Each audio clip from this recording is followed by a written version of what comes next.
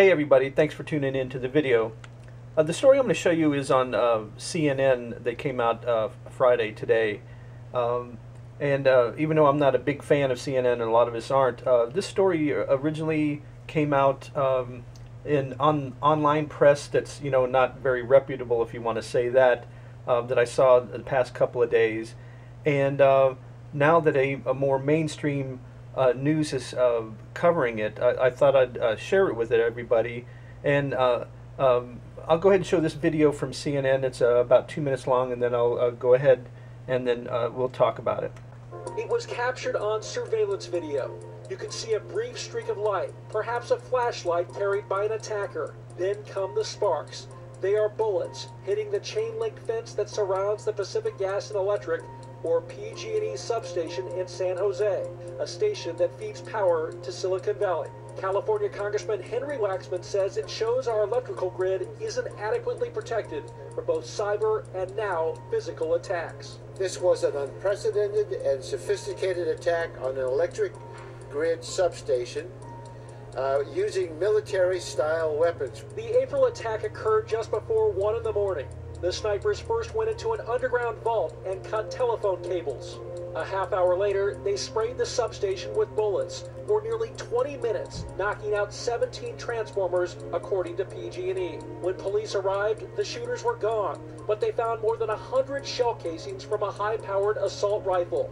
No fingerprints. It seemed like a professional job. To prevent a blackout, energy workers rerouted power, but it took nearly a month to make the repairs. Under slightly different conditions, there could have been a serious power outage or worse. It was a little-known attack, and it's not clear what the motives were. But now, months later, some are trying to bring it to the forefront, arguing that if similar shootings happen throughout the nation at once, collectively, they could take out a large chunk of the electrical grid, leaving millions in the dark. John Wellinghoff is the former chair of the Federal Energy Regulatory Commission. I spoke to him by phone. This is more about the larger issue of physical security of these high voltage substations nationwide and the need to ensure that some defensive measures start being put in place. He suggests measures such as opaque fences instead of open chain ones that you can see and shoot through, and more sophisticated surveillance cameras to help identify suspects. Now, the case of San Jose, the FBI says at this point they have no connection to terrorism, but we should point out, since they don't have any suspects yet, it's not possible to discern a motive. Okay, so I thought that was very interesting, and I assume everybody else will find this very interesting. That there's a lack of coverage of this. This, as you can see, this happened April 16th of last year, and what is that? 10 months have gone by, and now we're finally hearing about it.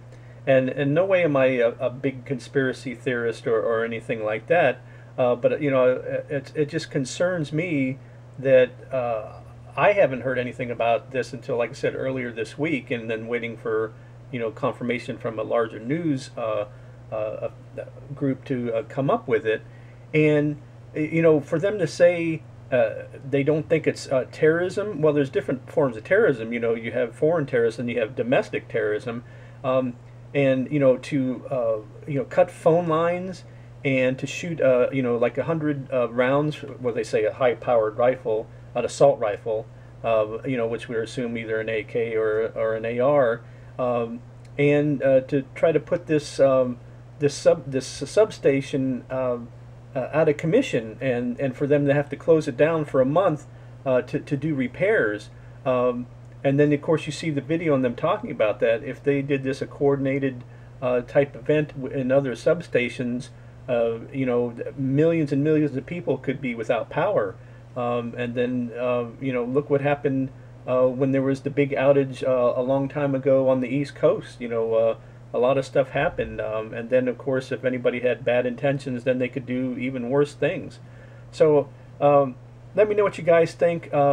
I didn't know if anybody else knew about it, or a lot of you haven't heard about it, but I think it's something we have to just keep in the back of our minds if something else does happen, that this has now been brought to our attention, getting closer to a year after it happened.